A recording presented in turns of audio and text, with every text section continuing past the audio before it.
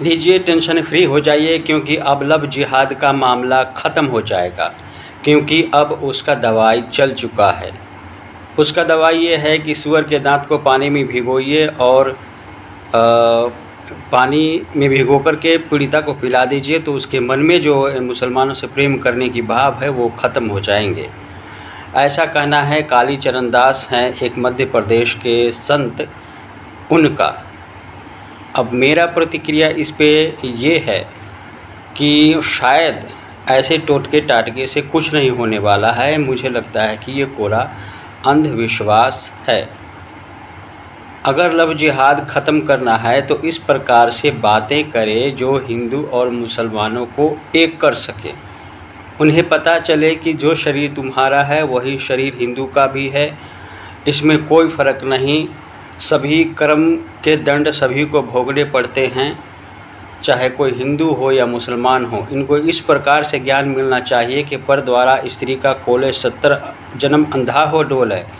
पर नारी न परसियो मानो वचन हमार, पर नारी जो परसत है उसके ऊपर त्रिलोकी का भार। इस प्रकार के ज्ञान होना चाहिए कि बिना विवाह, देखिए विवाह तो सभी लोग करते हैं, देवी देवता भी करते हैं, उनके भी बच्चे हैं, लेकिन एक विवाह बंधन है, ये पवित्र बंधन है जो भगवानों ने नियम मर्यादाएं बनाई हुई हैं। और विवाह से पहले जो भी कोई अब तो इस हिसाब से प्रेम भी गलत है। देखिए, प्रेम वहाँ तक सही है जो एक स्त्री से या पुरुष से कोई प्रेम करता है फिर उससे शादी कर लेता है। जब आपको लगता है कि हम शादी नहीं कर सकते हैं, भी हमारा विवाह नहीं हो सकता है, तो प्रेम भी गलत है।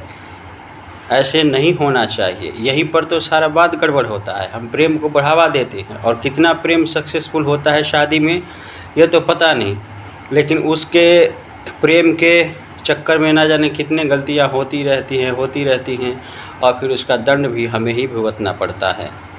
तो ज्ञान उसके ये होना चाहिए, बताना चाहिए कि सबके अंदर से नफ़रत ख़त्म हो, पता चले कि गलत करने वाले गलत है।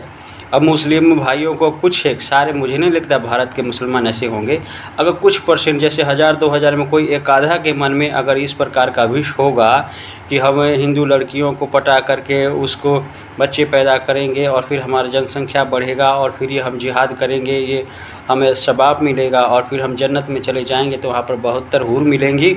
तो इस प्रकार के जो गलत बातें उनके मन में बसाई हुई है, इसको निकालने की ज़रूरत है। संत लोग हैं, ये ऐसी बातें करें जो ये सब जो गंदगी मन में है, ये सब गंदगी मन से निकले।